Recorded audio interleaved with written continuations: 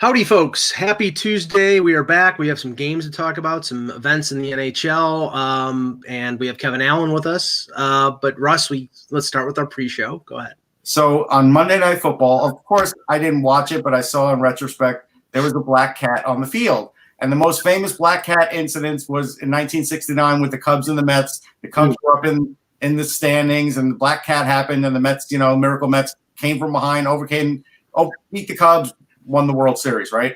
So from this game, the Cowboys won the game. So I'm going to have to assume, if black cat lore holds true, that this is like the karma reversing for New York, and the Giants were just black catted. And or have to track this. What do you think, Kev? Well, yeah, for sure. I think the story of the black cat, though, was the call of it by I think it was the local guy, but Kevin Harlan, I think. Yeah, and the call is he's down to the 3-2, he's in the end zone, and what made it was the broadcaster had the presence of mind to include the corporate sponsor. Yeah, in the end zone, like the cat has just ended.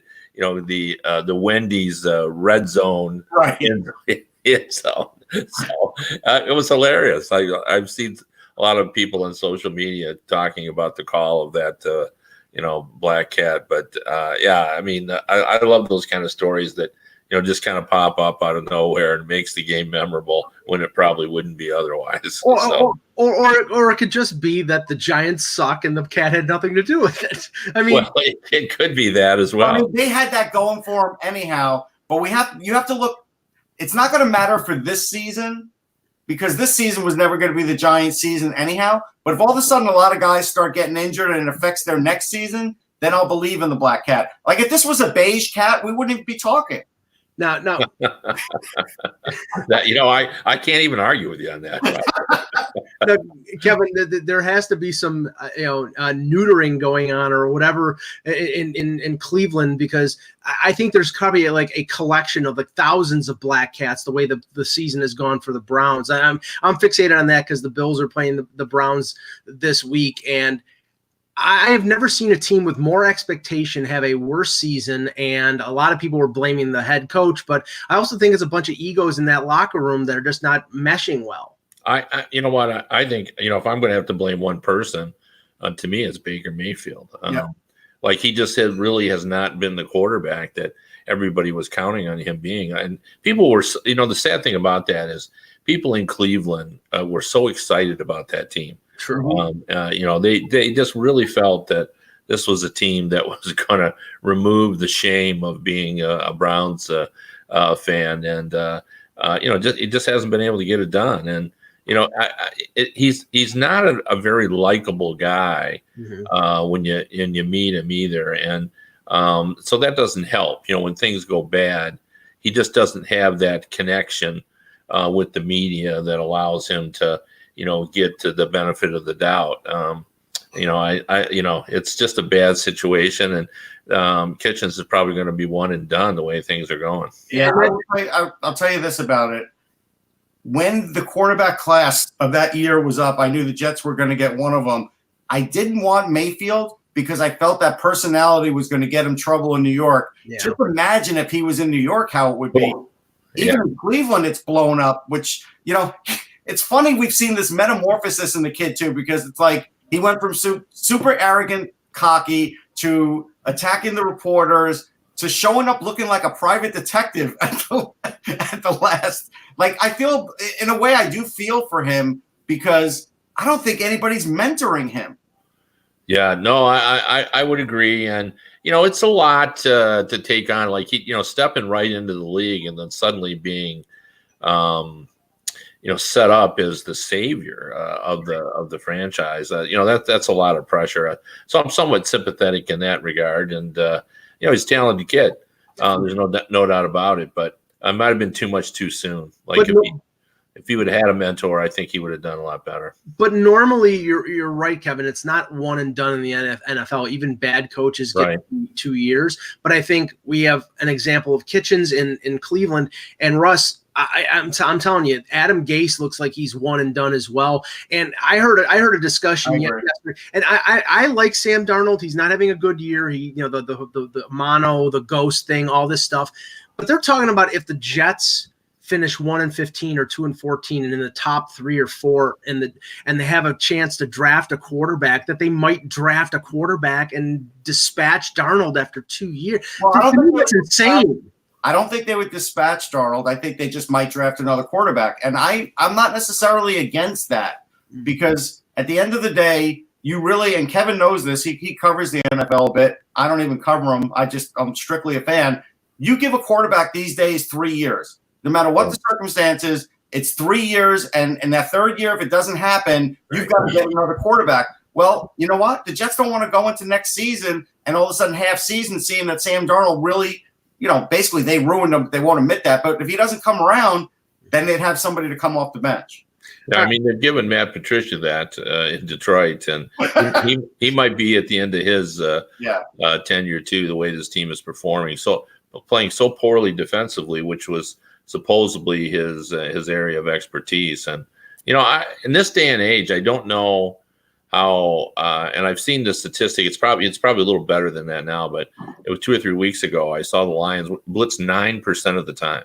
I just don't know how you can be an effective defense. 9%, that's it? That's it. They're lowest. Wow. They were lowest in the NFL. Now, again, I don't know what's happened in the 3 weeks, but that statistic is so stunning to me. I just don't know that you can be successful in the modern NFL without putting more pressure on the quarterback. And they're last in so many defensive categories. And again, for a coach that's supposedly known for his defensive scheming. So anyway, let's talk hockey. Okay. Hello, Hockey World. Today is Tuesday, November the 5th, 2019, Election Day. I'm Russ Cohen from Sportsology. Kevin Allen from USA Today, and I haven't voted yet, but I plan to. Me too. And I'm Michael Agello, and I voted at 7:30 this morning with nobody in the polling booth, nobody in the place at all except me. And this is the Hockey Buzzcast here on HockeyBuzz.com. Russ, you said you had a stat that you wanted to bring up to start. I do. Okay. I think it's easy to take certain players in this league for granted. And right now, and I'll see if you guys can guess it. I know I always hate when Eck does this to us, but I'll do it anyhow because maybe Kevin will get it. Maybe you'll get it. But there is a guy who right now is 4th in the league in active players and assists, who's played the fewest games of the top 4 and could climb, at least 1 or 2 more notches before it's all said and done. And I think this guy gets overlooked every day of the week. 4th in the league in assists. Active players, yes. And active assists, okay. Active assists. He's got 889, something like that. Oh, okay. Joe Thornton's the leader. I'll give you that. Yeah, I knew Thornton was leading in that category. Nicholas Backstrom. Yes, Nick Backstrom. Yeah, that's a great guess. That's a great guess. Number 2 was Crosby. Number 3, Getzlaf. Which I think Getzlaf probably people might struggle putting him 3rd. But, because of Alex Ovechkin, we probably don't give Nick Backstrom enough credit. Now, he's not a point-a-game player in his career because he doesn't score enough goals, and Ovechkin's scoring a lot of goals. But he'll still get in the Hall of Fame, and he's still a great player. Yeah, and his status, Kev, he's an unrestricted free agent at the end of this year. I know there's been a lot of talk about that. The same with Holtby and Washington, and they're operating on all 8 cylinders right now. I've seen them play a couple times. They're playing amazing right now. I can't see Backstrom in any other uniform. It's just a question of whether he'll take a little less to stay there. What do you think about his status? Yeah, I agree with you. I think that deal is going to get done. I think this is a Yossi situation where both parties know that he's going to stay there. He likes it there. And I agree with your assessment of Washington, too. It's hard to believe for a team that just won the Cup, 2 seasons ago, the season before last. But they're flying under the radar. I think because of the Bruins, but I think they're better. Well, the Bruins and the fact that the story has been the Lightning's collapse, and I think the teams that have surprised us has stolen some of the thunder as well. There's a lot of discussion about the Edmonton Oilers and what's going on in the Pacific Division. And I want to go back and make a point about Getzlaf.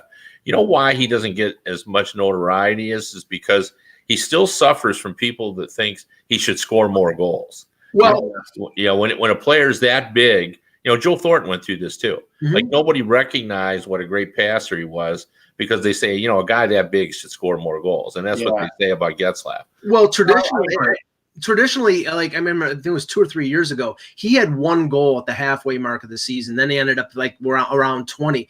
I was surprised when I was looking up some stats on the Ducks. He's got 7 goals right now. So, Yeah. and they're, to me, they're a little bit of a surprise because I expected them to be at the bottom of the division, and I think they're playing a lot better than a lot of people. I do want to double down though on Tampa because Kev, last year I was down on John Cooper before the collapse.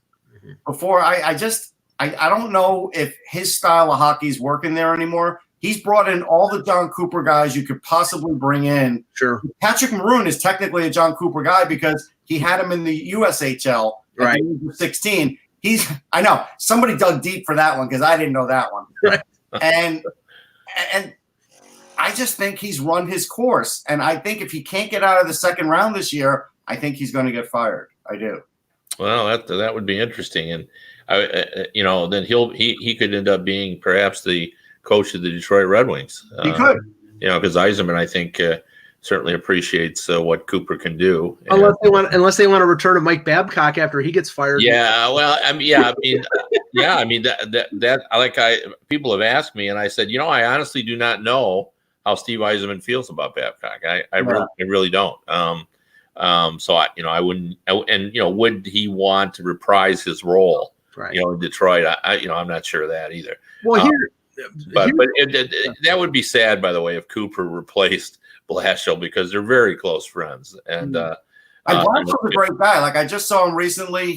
He's very open and he talks to everybody. And he's not like one of those coaches that doesn't want to talk to you if it's not the press conference. And here's the problem in Detroit, and you know me, I usually believe that coaches pay too big of a price for when things go bad because he didn't create this mess of a roster in Detroit. Right. But saying that, we are reaching the point with this team when you watch them play that they're starting to play as if they expect something's going to happen. Right. And it's not that they're losing, but they don't seem to be competitive. And I think if you're Steve Yzerman, you're going to at some point start to say, boy, I got this one good line and I got Hronek, who I like a lot, right, playing pretty well. Is this going to be so demoralizing that these, younger players are going to be stained for the duration of their career? So I don't know what he's thinking. I think anybody that says, they know what Yzerman is going to do other than maybe Darren Pang, his best friend, is probably lying because I think he's as hard to read as any. And I don't think and I don't think it's a situation where Cooper can't coach. I think it's a situation when you coach a certain way and you ask certain players to do certain things and you sort of favor. After a while, that does run out, and sometimes a coach like that needs a reset. Well, I thought when Yzerman joined the Wings that his greatest challenge was going to be, not bringing talent in, because I think he will assemble a staff and they'll make some good draft picks and they'll develop well like he did in Tampa Bay. But it was cleaning out what was on that roster right now. I mean, they have 3 unrestricted free agent defensemen. Ericsson's already been sent to Grand Rapids. They have Daly. They have Green. They can trade them as rentals if they're healthy closer to the deadline. But I don't know what the hell he's going to do with Darren Helm and Abdelkader and Glenn Denning, all these guys that have term on their contracts and are declining. And I mean, that's the challenge. Can he move those guys? Well, I don't think they need to move Glenn Denning. His salary is very cheap, and he's still an effective player. Right. And he's just playing on the 4th line. He's not stealing any minutes. And Helm is probably been, one of their noticeable players. But the real problem has been Abdelkader and Nielsen. Yep.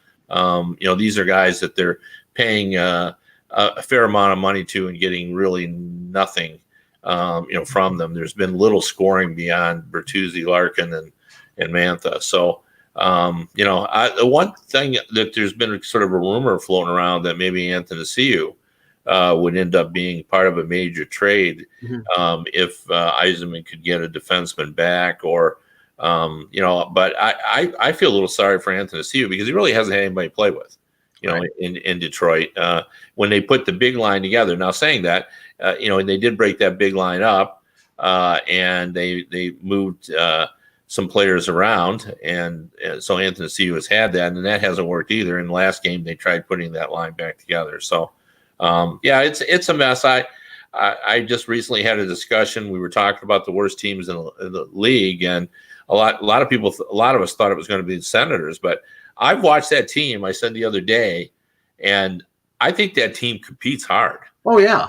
I think I love Nielsen when he's playing above average. Like they're going to be a competitive team. He's so big, he just fills the net.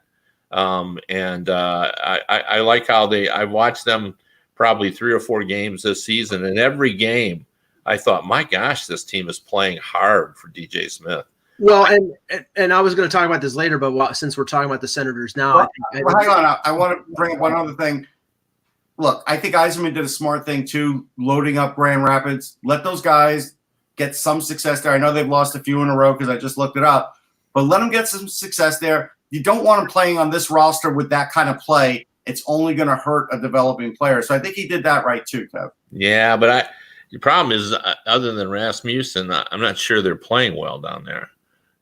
So I mean, I don't think Seider's playing poorly. Seider's playing well. Yeah. Actually, I was talking more of the Hrdina. Yeah, Hrdina and Veleno got off to a poor start there as well. I think eventually Seider will be up because they're real pleased with how that's going. Yeah. Okay, so just talking about the teams that I think were surprises, negative or positive. I'll start with Ottawa because we were just talking about them.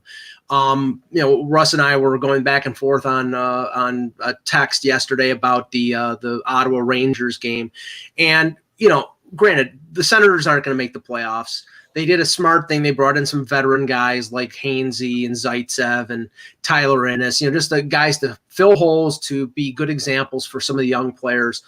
I think we all think Brady Tkachuk is going to be a star, but the trade that they made for Karlsson, they have the San Jose Sharks 2020 first-round pick. There's a very big possibility if the Sharks continue to struggle, and we'll talk about that in a few minutes, they could have 2 top 5 picks, and in a really strong draft, that could turn that team around pretty quickly. No question, and they've gotten ripped before for trade, so. Again, I think Pierre Dorian's done a good job with what he can do with his constraints. I will say this, though, after watching that game yesterday, Brady Tkachuk is not only a force on the ice, but he is also a psychological assassin, and he could really just derail a team. And he got the Rangers hot and got them penalized. And on the penalty, Rangers were, Ottawa was on the power play quite a bit yesterday. I don't know the exact number because I kept floating in and out of that game, but I'll tell you, he could really be a force. Him and Pajot are a nice little combination on that top line. I mean, they've got players. They're going to get better. That game with the Rangers, though, showed me one thing, though. The Rangers have been riding Georgiev hard, thinking that maybe he was the answer for when they felt like Lundqvist wasn't playing great, even though he's got a 906. It's the Rangers' defense that still stinks. Now they realized, okay, we can't, go like 4 in a row with Georgiev. Like, that's not a good idea either. So David Quinn's trying to find balance. That's hard to do. But with Ottawa, you could tell that they're a good skating team. They don't have enough on defense. They don't. But when they get there, a couple of years, and I know Eugene Melnick got ripped for that remark, in a way he's right, but in a way they could accelerate if they actually spent money too. Yeah, and I like their younger players. That's the key. Right. All the guys who are that you're watching that make you like this team, they're going to be exceptional in the last. And one other thing, I didn't realize this, Kev, but DJ Smith is a champion gum chewer. I've never seen somebody chew gum with the regularity and speed that he does during the game. Yeah, no, he gets down on that gum. Yeah, there's no doubt about it. But yeah, I've just been impressed with it. That is the when you see a team that has that kind of record. But you leave the game after watching them and say, boy, they were a pretty good team, even though, they got beat by 2 goals or 3 goals. Yeah. I think that's saying something. I think he's done a good job. He has. With that team, and I think that was the right coach, and I like the direction they're going. I don't have the same confidence in Dorian that you do, but I also recognize that he's done some good things there. It's never as much as we want in our business to make it black and white, it's never black and white. It's always gray. No, but think about this. How many teams can lose an Erik Karlsson but have a Thomas Chabot to walk into that? Yeah, no, and that's one of the things he did. But he's made some bad decisions there as well. Sure. Yeah, there's no doubt. So, but I recognize that he's done some good things and some bad things. I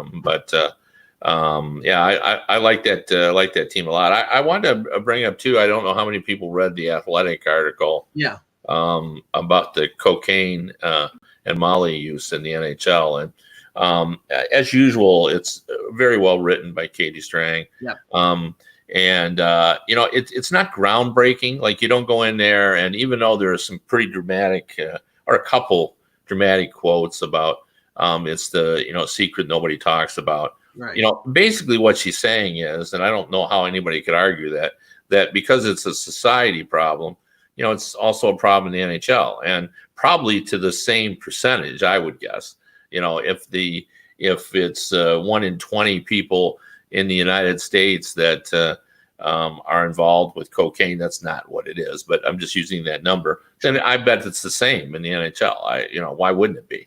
And they have more money and so forth. But I thought it was an interesting article, and it sort of gave the kind of the history of it, and I think it's worth reading.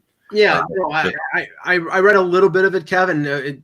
Almost at the same time, there was an article by Emily Kaplan on ESPN about I think it was more of a survey of some NHL players, and the percentage of the question was asked, how many players think that cocaine or drugs is a problem in the NHL, and it was, I think, 1/3 said not, or it was a problem, and 2/3 said it wasn't a problem.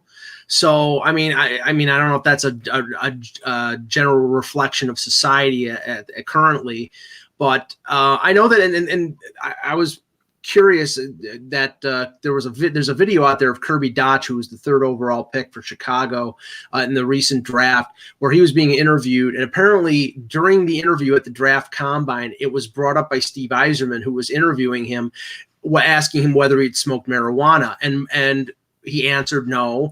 And then Yzerman, like 2 minutes later, says, "Are you sure you don't smoke marijuana? There are some teammates on your that told me that you smoke marijuana." So he kept going back to it over and over. So this is something that I'm sure managers are concerned about, because obviously if players are doing drugs or doing even recreational drugs like marijuana, that they think that that's going to be a problem going forward.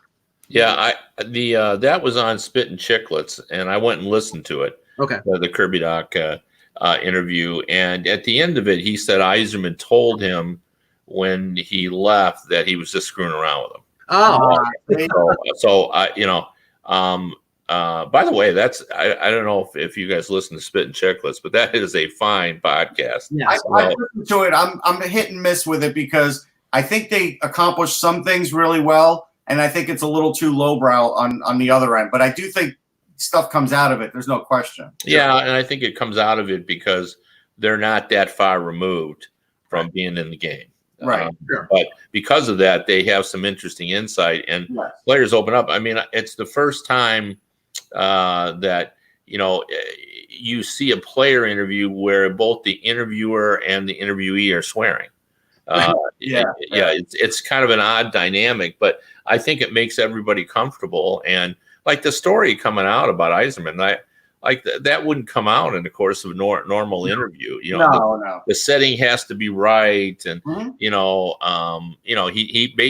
answered and said, "No, nothing strange happened." He said, "Oh, well, there's this thing with Yzerman," and I think everybody who does surveillance work like we do, picked that story up just because it was just a fascinating story. The sport, and he even set it up. I mean, Kirby's apparently a good storyteller, because he set it up perfectly. He said, I'm sitting down and looking across at a living legend, a guy who, everybody knows and was a great captain. By the way, that's another player I would probably send down. I think he's got 3 points in 8 games.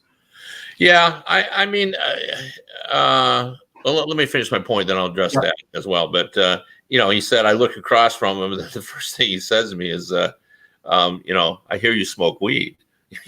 That's a pretty startling opening elbow.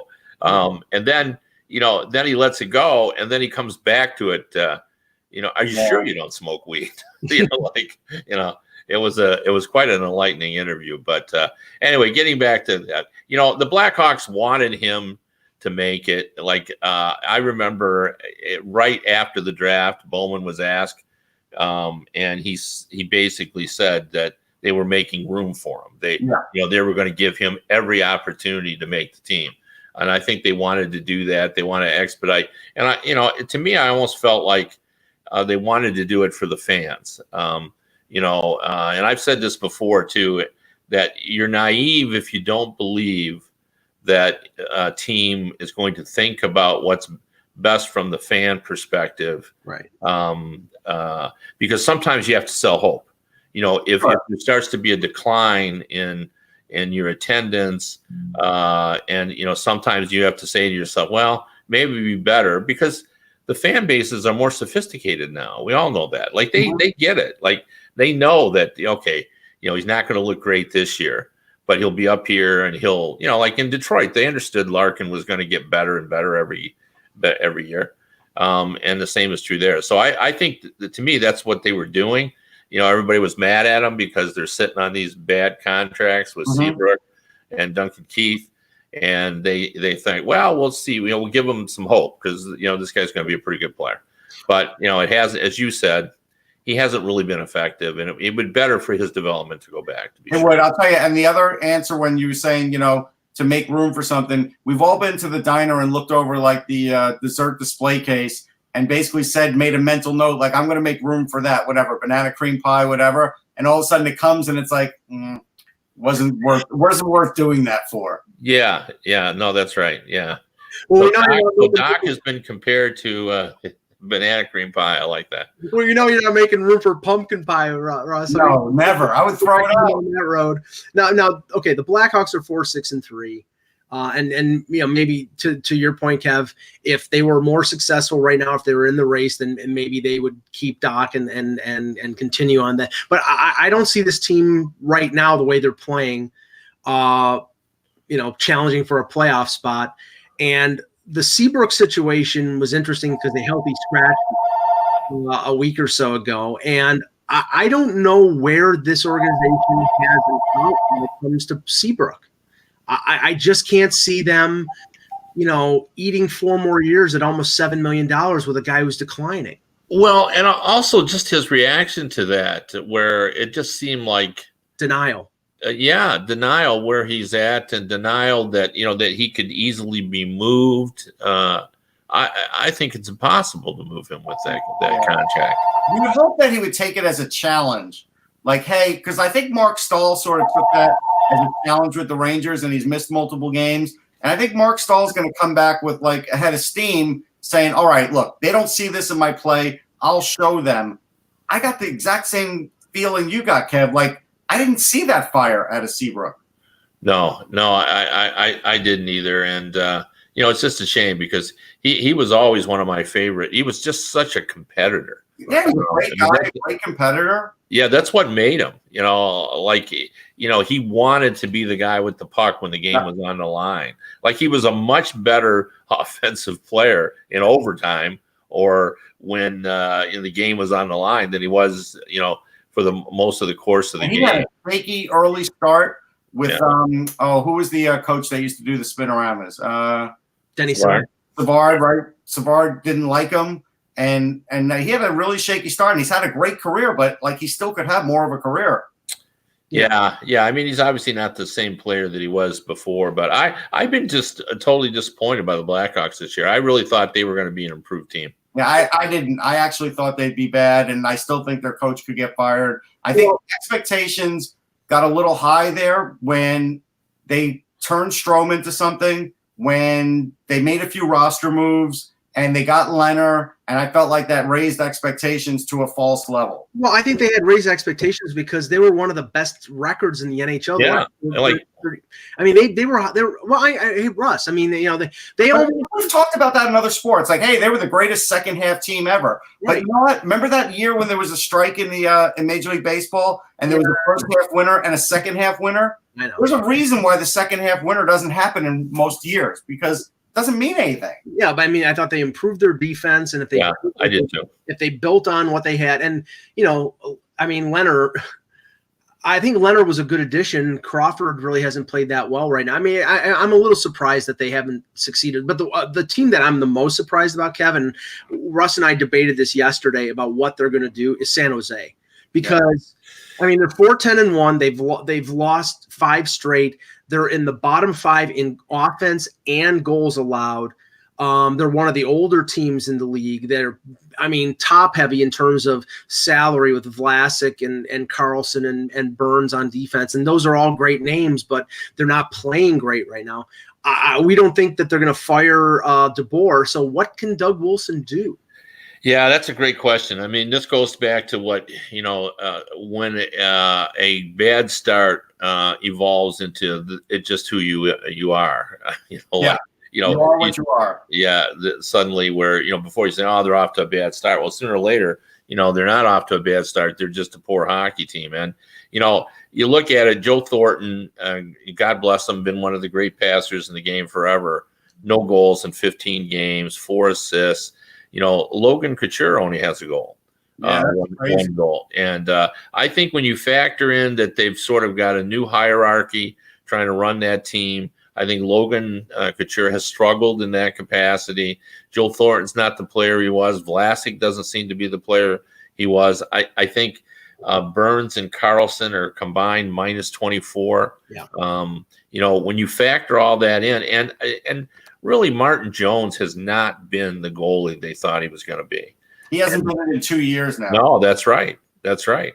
And I don't know that they can do much, but they're not as bad as they've shown. No, they're not. But so they could turn it around a little bit, but they're certainly not the contender that we thought they were. But Kev, you've seen where bad goaltending, like all of a sudden a bad goal goes in, how it deflates a team, it affects the defense. It really can derail a team. For sure. Oh, for sure, because you play differently. Yeah. When you don't trust your goaltender, you go back to when the year that the Buffalo Sabres got into the final and then felt they got screwed on the Brett Hull goal. Hasek was so good that year that, the players said all the time, like, we never even worry about our defense. Right. And if we give up a breakaway, well, so be it.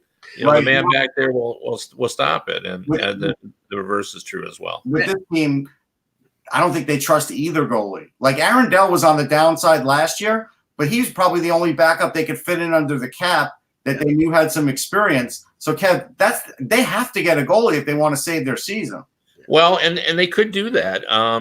They may hum around. And another guy too that I gave a pass to by accident, like Timo Meier. Like we were waiting for him. Like this was going to be his season when he was going to really assert himself. And he hasn't been there either. They basically have 6 or 7 or 8 guys who are grossly underachieving. And Evander Kane has been more focused on being a professional disturber and starting crap on the ice than he has been scoring goals. They need him to score goals. So, I mean, it's been a disaster. But like I said, I don't think they're going to fire DeBoer. I think that Wilson, no, they won't. But I got to think that Wilson is going to have to try to do something. But the rallying cry now, because we're a copycat league, is remember the St. Louis Blues. That's what everybody's going to say.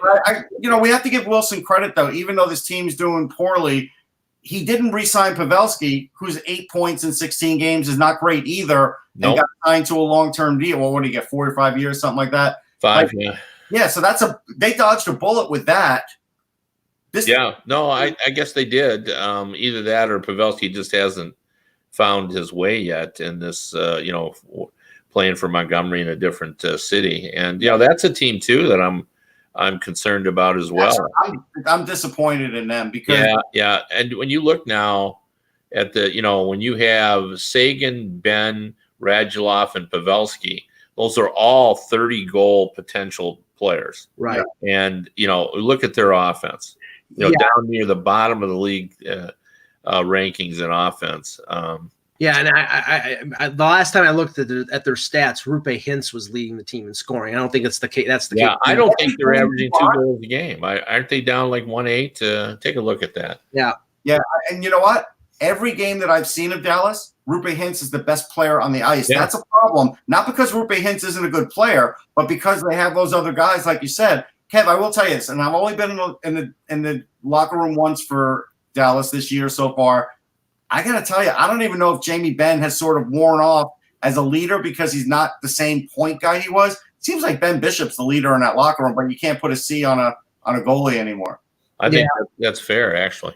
37 goals for in 16 games, so about 2.4, 2.5 per game. That's better than that. Yeah, and they've given up 41 goals against, which, you know, that's a little surprising based on how they played defensively last year and how good Bishop was. Now, Kevin Paul DuPont put this on Twitter this morning, and I was struck by it. The Bruins and the Blues, obviously Stanley Cup finalists. Usually, you expect one of the two Stanley Cup finalists to have sort of that Stanley Cup hangover and struggle. Combined, 20 wins, 4 losses, 5 loser points, 776 winning percentage. The Bruins are 11-1-2 after beating Pittsburgh last night, a really wild game, and the Blues are leading the Central Division.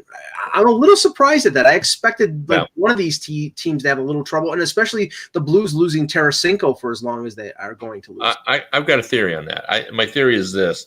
The Bruins are still hungry. They felt that it got away from them, that they could have won that cup, and they've come out determined. And I think the Blues, having won it the way they did, where it was catastrophic until the middle of January, sort of understand what it takes. And I think they want to kind of prove, that just wasn't a one-hit wonder, that they're really the team they showed in the second half of the season. So I think that's why they didn't come bold, coming out hard out of the gate and get 62 wins and win the cup. So I gotta give it. I agree with you, Kev, but I also think there's something else here at play, and sometimes we try and paint it as a negative, but it really hasn't been. I think the first line for the Bruins is one of the best first lines I've ever seen. The goal a game line was the first great line that I remember seeing. Every Montreal Canadiens line in the 70s was great. So, I can't pull you one because they had 4 great lines. Yeah. But the goal a game line was great.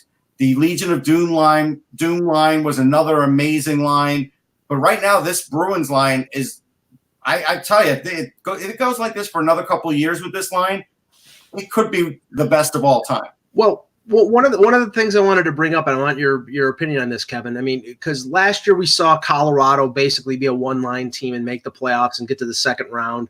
There have been teams that have been essentially one-line teams and been successful, and I think in a way the Bruins are. Although DeBrusk and Krejci on the second line, they have 3 workman-like lines that support that number 1 line. You can contrast that with Edmonton right now, who it's all McDavid and it's all Draisaitl. Last night in a 3-2 loss to Arizona, Draisaitl plays 25 minutes, McDavid plays 23. He scores an unbelievable goal, but they end up Arizona focused on them, tried to beat them into the ice, and ended up winning on a Derek Stepan goal. I don't think that is sustainable. Teams like Boston, they can sustain it because they have other guys contributing, whereas Edmonton, I don't see any contributors other than, say, Nugent Hopkins and Neal when he plays on that number 1 line. Yeah, and I think everybody knows that. That's not a secret. I think that I would guess what's going to happen is they'll be looking to add 2 veteran players, scorers, and try to create that depth, especially if this team continues to stay and play as well as it has for any extended period of time. They'll try to create that. The problem with that is we know from past experiences that usually isn't all that effective. But for a short run, maybe it'll work. And it's too early to kind of know who will be available. But if you can do that and find a couple of guys and maybe it's one guy. Maybe you could, kind of fake it a little bit because they're, Draisaitl and Connor McDavid have just been unbelievable, and maybe you split them up, and there'll be some. I think they'll be shuffling the, juggling the balls a little bit as we get closer to the trade deadline. I'll tell you the 2 things that worry me about the Edmonton Oilers. They're only a +5 for differential, and they're not like the best goal-scoring team. Like Calgary has more goals, Vegas has more goals, Vancouver has more goals. That's another worrisome point for them, is they're scoring probably to their capability as far as McDavid and Draisaitl and maybe even Nugent Hopkins, but without that other scoring, it's not going to sustain. It just can't. Yeah, no, I think for sure that's the case. Now, a couple other teams that have been surprising. I saw the Islanders in person last Saturday against the Sabres. And, I didn't think the Islanders could repeat what they did last year. Right now, I'm dramatically wrong. They're 10-3. They've won 9 games in a row. But what I was struck by, Kev, was they get up 1-0 in the first period on a Brassard goal, and they shut the Sabres down. It was 1 forechecker in, 4 guys on the blue line, and as Russ pointed out, they were daring the Sabres to dump it in. Yep. And the Sabres refused to do it because all these teams are focused on puck possession, and they just neutralized the Sabres. So, yeah. Well, what I would say about them, I was wrong on them too, but I think the reason that I didn't have faith in him is I just did not like Varlamov. Yeah, I just didn't trust him, and he's come in and he's played well, but if you look at what they have going, is you got to go look at the goalie stats. Yeah, like their goalie stats, their goals against is exactly the same almost. Like it's 2.14. I'm talking about Grice and Varlamov, and their save percentage, both of them are over 929. Yeah. Well, what that tells you is this is all about the team defense, and so this is all about Trotz. And we'll give Mitch Korn credit. He's always gotten credit. We'll give him credit too. Yeah, but I just think that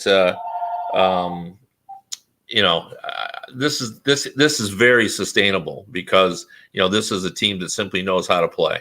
Yeah, but getting past that, my basic thing was, and I only saw the Flyers do this a little bit, and I haven't seen enough teams do it more. But why not do the dump and chase? Why not dump the puck in and win a corner battle? Why not challenge those guys? Because the longer you have the puck, the more you're breaking down their system, and nobody seems to come in with that game plan. Has this turned into the NFL with the West Coast offense? That's what I want to know. Yeah, maybe so. That's a great analogy. Yeah. Now, I know we talked about it yesterday, you and I and Bob Duff, but I wanted to touch on the Leafs because they're playing the LA Kings tonight.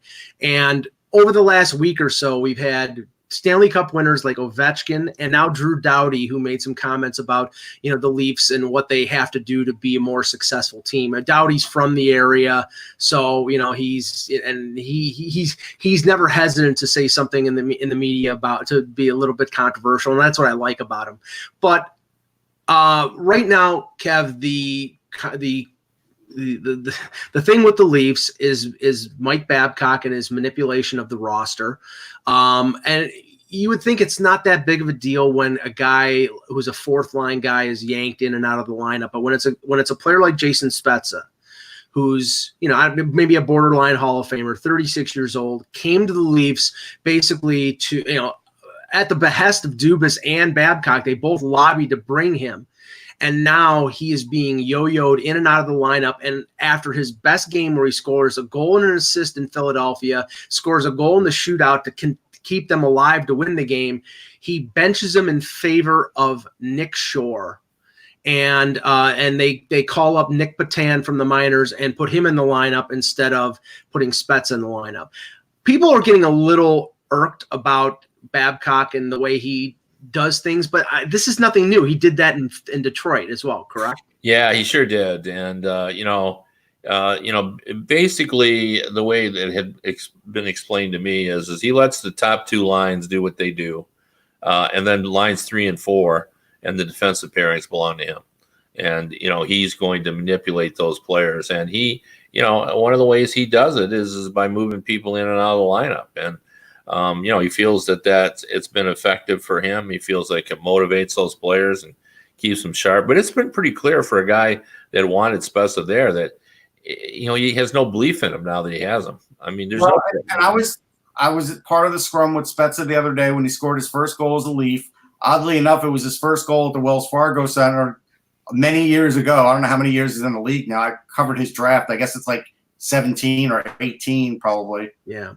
Something in that range. And he said everything the right way. Like, this guy is such a good soldier, Kev. He said it doesn't bother him, believe it or not. He will do what's right for the team. And, boy, I got to tell you, if I was Spezza, I'd be frustrated because this could be my last year, and I really want to win the cup. And he absolutely did not bite at that question at all. Yeah, because if he bit Russ, his days in Toronto would be. But it may be anyhow. Like, his days may be numbered anyhow. That's the ironic thing is right now they're at right now they have one player in Zach Hyman who's maybe 2 to 3 weeks away from coming back. He's on long-term injury right now. There are 23 men right on their roster. When Hyman comes back and he's making $2.5 million, they have to demote 3 or get rid of 3 players. They have to be down to 20 to 21 players. And with that, people were saying, okay, well, if Spezza's in and out of the lineup, he's going to be one of the 3. So he could be playing for the Toronto Marlies in a couple weeks. And that's the ultimate. It's like this guy can still perform in the NHL. And if they're going to send him down to the American League, I wouldn't doubt he's either going to retire or he's going to ask for a trade. His hands are still really good. And honestly, I just felt like he had a little rust when I saw him a couple days ago. I got to tell you, if the Leafs do this to him, maybe Ottawa will bail it out and get him back and let him retire there. And that might be something nice because if I'm not mistaken, wasn't Spezza drafted in Toronto? Like, it was 01 draft. It wasn't 02 was Toronto. 01. Okay. Yeah. But he holds Toronto in a high regard. And unfortunately, he's going to find out, like so many players that go home, that it's not what you think it's going to be. Well, this is the thing that's a concern, and it was brought up by Jeff Merrick on Hockey Central. And I agree with this assessment. And Kevin, I want to get your thought on this. Kyle Dubas, over the next 2 or 3 years, with the money that they're spending on Tavares, Marner, Matthews, Nylander, over $40 million in cap space, it's going to be a necessity for them to get those discounted players to come in, like Brad Richards went to Chicago when they won their last cup, to get a guy to come in for $1 million. Well, tell me any veteran who's going to say, oh, yeah, I'm going to Toronto, when he could be screwed around with, like the way Babcock is screwing with Spezza. Yeah, no, at some point, playing for Babcock becomes a detriment to you in terms of your ability to recruit players. Because people know that he is, he's tough on players. And, I think in this day and age where it's difficult, we've talked about this before, to have an idea of who's going to win the cup, that, where it can be 10 different teams. So because it's hard to do that, players look at a lot of other factors and make them important than they have in the past. And one of them is, chemistry with the coach. And, before they'd say, well, I'll learn to live with it, with whatever it is. Well, now they think, well, why should I? Let me go to a place where I think that the coach and I can have good chemistry. So I agree with the assessment that will be a recruiting disadvantage. I see that it was just reported that Spezza's in, not Spezza, Tavares is in, and so Spezza and Timashov are out. Yeah. Timashov, I felt bad for the other day because I heard a story where in Philly he didn't know how to get to the bus. And one of the writers that I know had to help him find the team bus. And it's like, come on, Leafs, isn't there somebody that's going to watch out for this kid? As I mentioned to you before the show, Russ, they're putting Nick Patan in the lineup because Nick Patan scored 5 points in 2 games. In with the Marlies, they call him up, and of course they're putting him on the line with those 2 offensive juggernauts, Nick Shore and Freddie Gauthier. Now there are 11 games on the schedule tonight. I think the highlight is Bruins Canadiens because it's always a war, and it is Zdeno Chara's 1,500th game. He's only the 6th defenseman in NHL history to play 1,500 games. And I said on Twitter, I'm sure the Montreal police will be giving him a ceremonial pair of handcuffs for his 1,500th game. So that's very nice, Mike. I think I'll tell you who didn't play 1,500 but got close. That he's since passed away, but I hold in high regard as Harry Howell. He played like 1,511 games.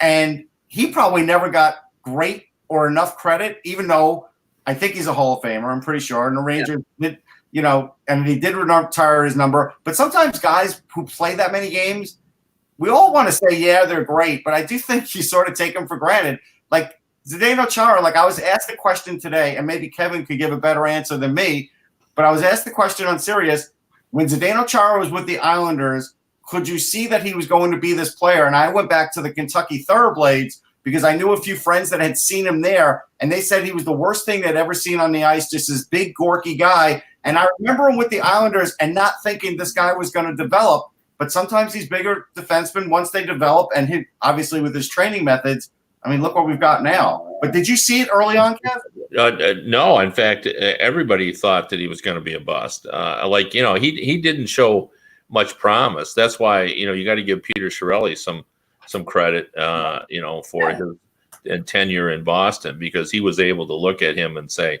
he's starting to make, real strides. And, he had started to look much better, as everyone knows, before then. But, I don't know that anybody thought he was going to last as long. And there are people who say he's skating now better in his 40s. I know teammates have told me that than he did in his 30s, because he's worked at it. His diet, we've talked about before. I believe he's a vegan. He's totally adjusted his diet, weighs his food, the whole 9 yards. So I'm going to have to sign off, guys. I got an interview to do. Always a pleasure. Thanks. See you later. Yeah. We'll take a couple questions in the chat, but just to show the arc of Chara. Yeah. His last year with the Islanders, he played all 82 games. He had 2 goals and 7 assists. I mean, it is amazing. In his 4 years with Ottawa, 23, 39, 41, 43, and then he goes to Boston in the next 6 years, 43, 51, 50, 44, and 50, 44 again, and 52. So not only defensively, not only the wingspan and the intimidation factor, but he became an offensive juggernaut as a defenseman. I know and it does show you that sometimes those guys develop late. The other thing I wanted to mention is right now, if you asked me to vote for the Calder, Cale Makar would probably be my guy, because Cale Makar, as a defenseman, has 11 points in 14 games as a defenseman. Yeah, no, I mean, I know that everybody jumped on the Olofsson train early, but yeah, well, and Olofsson was rookie of the month, but in October. But again, the factor here is in the game on Saturday, they took him off the number one line with Eichel and Reinhart because he doesn't score 5-on-5. He's got 6 goals. He's got 8 goals in his career, and all 8 are on the power play. Right. If he's a legitimate rookie of the year candidate, then he's going to have to score 5-on-5, and that might not. He could be a specialist. I mean, I think he's a really good player. he is. I think he could score 20 to 25 goals, but it might be more than half on the power play. Yeah, the Makar story is a good one, though. We'll keep going. All right, some questions in the chat. Send them in. We'll take a few of them here. Thomas Boyle asks, Russ, do you think Kiefer Bellows is a bust for the Islanders? Nope. I think that he plays a Barry Trotz style. I think that right now they don't want to upset the apple cart, so they would never bring anybody up like that to sort of insert him in. But I think if his skating gets just a little better, no, he's not a bust. He's going to be a role player. He was never going to be a star player. Stuttering Guitarist asked, Mike or Russ, have you heard anything about what Yzerman is doing, if anything, contracts, trades, etc.?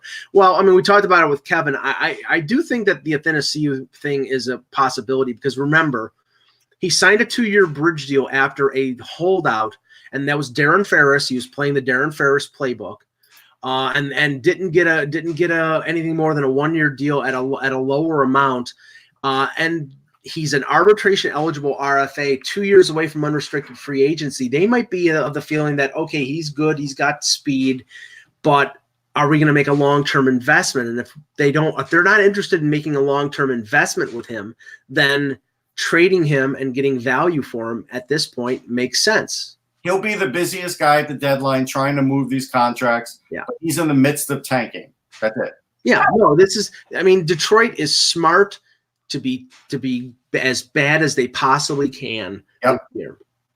Bardicus asks, you talked about Ottawa positively earlier, but one name I didn't hear, and I was going to mention was Brandstrom, but we moved on in the conversation. Should he be up in the NHL, or is he better served playing 25 plus minutes in Belleville. I mean, they've got Zaitsev and Hainsey up there. They've got Shabbat, DeMello. I mean, Shabbat have been good. Yeah, I mean, the thing is, if you're going to have Brandstrom up there, you want Brandstrom playing in your top 4. You don't want him playing 12 minutes a night. No, I think it's more beneficial for him to play. And remember, there's more than just him. They have Batherson down there. They have other prospects down there. So I don't think it's a bad thing to let him, get into the swing of things and learn down there. And I would send him down. I would, because at the end, I think he is down now. I don't think he's down now. It doesn't say that on Elite Prospects, so I don't. Now maybe they sent him yesterday, but he's played 13 games. Yeah, I thought I had seen him. I thought I had seen him being sent down, but maybe I'm wrong. I'm trying. Either way, he should go down. Right. Yeah, I mean, honestly, like right now of the 2019 draft picks, and I'm just looking at just 2019. I believe the only 3 that are up are the 3 top picks. Right. Okay, so. Brandstrom is a 2017 pick. Yeah. So, we're talking about somebody who's a little older here. So, okay, let's see. Actually, I think you're right about the top 3. I was thinking, is there somebody else? Well, I'm looking at the draft here. Hughes, Kakko, Dotch, Byram's down, Turcotte's down, Sider's down, Cousins, Soderstrom, Knight, York, Coffey. They sent Heinola down to the minors. Yeah. LA sent Bjornfoot down. So they're the only. Yeah, that's it. Okay, let's see. Russ, did you see the article about the NHL's worst dressing rooms? I believe they said Edmonton was the best. Well, it's the newest place, so right. Anthony, if you can put in the chat which one. I saw the list, but I didn't remember who the worst one was. From what I remember, they said the one that was the worst had the worst showers. I think it might have been Washington. I think they said Washington had the worst showers. Okay, a couple more questions and then on the show. Let's see here. Well, I will save that one for Russ in a minute. Esmir, do you think the Devils would try to bury Schneider in the minors if okay? This is not the era of Wade Redden. You can't bury a contract, and I'm looking up. I think Schneider is at $6 million. You can't bury $6 million in the minors. No, I want to mention about the locker rooms or dressing rooms. So Washington is getting a little cramped in there, but they just bought a new scoreboard, so obviously they're not doing anything about it anytime. Are they storing the old scoreboard in the shower room? Is that? No, but they decided instead of going wide like the Flyers, they now have the tallest, I believe. Like this has become like a game between the teams. But nothing was worse than the old rooms in MSG that had the columns in it. It was just these were just small rooms. It was awful. I mean, that was truly awful until they redesigned, and then they got some sweet locker rooms. Okay, and at the risk of upsetting somebody, I have to say that the greatest differentiation between home and away in terms of locker rooms might be Buffalo. Buffalo has this enormous round room, with I think the Sabre emblem is on the ceiling. I can't remember if it's on the rug, but I mean, it's voluminous. And then you go into the visitors' locker room and it's not even half the size. Okay, a couple more quick ones. Anthony says, do you think Hank, meaning Lundqvist, stays in New York this season at the deadline? No, he's never going anywhere. I don't think he's going anywhere, but do I think he's getting a little aggravated? Sure. Okay. Let's see here. What about the rats at the old Boston Garden? Okay. Are you talking about the fans, or are you talking about? I'm kidding. Are you talking about Brad Marchand? He is a rat. Okay, that's it. It was hot at the old Boston Garden. Everybody. Okay. I remember Kareem Abdul-Jabbar lost like 20 pounds in the finals. It was so hot that the humidity was making players slip on the parquet floor at the Boston Garden during the 85 final. It was really great. Yeah. Last question. Bartica says, if Spezza gets waived, does he get claimed? Yes. Yeah, I think he gets claimed. That's why I know when he signed in Toronto. And again, maybe circumstances change things, But he said he wanted to end his career in Toronto. He wanted to win a cup with the Leafs. You know, that was his dream. And that, I don't think it was lip service. I think he genuinely wanted to do that. It's just a question of whether, when it comes to Hyman coming back, whether they're going to cut down probably to 21 players, whether the extra body will be Spezza as the 13th forward over Nick Shore or Dmytro Timashov. Timashov has to clear waivers. He's 23 years old. They don't want to lose him, so I don't think. I get that. Yeah, I don't think they'll send him down. Martin Marincin, nobody in their right friggin' mind will claim him. I end my career with the Leafs, right? But if they try and prematurely end it, he's not going to want it to end that way. I'm pretty good at Ottawa. Yeah, I mean, that would, finish your career where you started. I get that, but I think if you really wanted to do that, now maybe they weren't interested, but I don't know why there would be a change of mind unless it's a team or two interested in him. I think we'd be surprised. Well, somebody suggested Boston, and I'm like, the thing is that they bring in veteran guys if they think they have a little bit left. I want to do this. I think the Sharks would take him in a hot second to play with Thornton. Yeah, it's possible. All right, good show. We thank Kevin Allen for coming on. We'll have Eck back tomorrow. I'm sorry, Eck. Who? For Russ Cohen, I'm Michael Agello. Thanks for watching. And remember, without the buzz,